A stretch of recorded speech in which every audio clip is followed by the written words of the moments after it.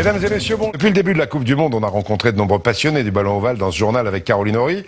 Aujourd'hui, un maître ébéniste du Sud-Ouest. Il est passionné par le rugby, il fabrique d'extraordinaires petits ballons en bois entre la Haute-Garonne et l'Aude. Jean-Pierre Ferré et Pascal Marcelin.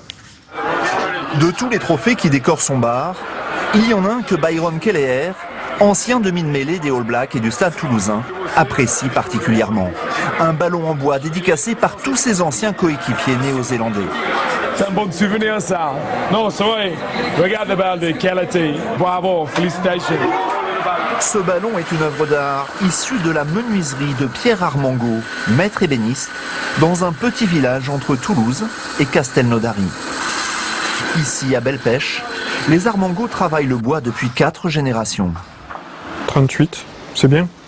Après avoir tranché les planches dans cette scierie créée par son grand-père en 1921, c'est dans l'atelier que naissent ces ballons, selon la technique du lamellé-collé. Tel un peintre, Pierre compose avec les couleurs du hêtre, du chêne ou de l'acajou. Ce n'est pas un morceau de bois unique et entier. On met des plaquages, on met des différentes couleurs pour que le vernis, après, tout ça ressorte bien. Après 24 heures sous presse, le bloc de bois est ensuite tourné par une machine. Mais la finition se fait exclusivement à la main.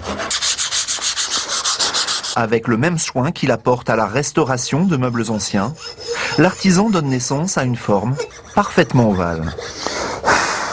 Reste enfin à mettre le bois en valeur. Et là, c'est toute l'expérience du compagnon qui s'exprime. Un peu de patine, quelques couches de vernis, et le ballon brille de tout son éclat.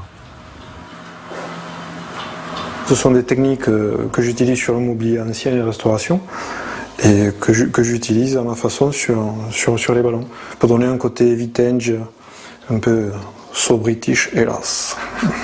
Depuis 9 ans, les ballons de Pierre remportent de plus en plus de succès parmi les amateurs de rugby. Trophées sportifs ou objets décoratifs, ils sont tous uniques et certains, personnalisés.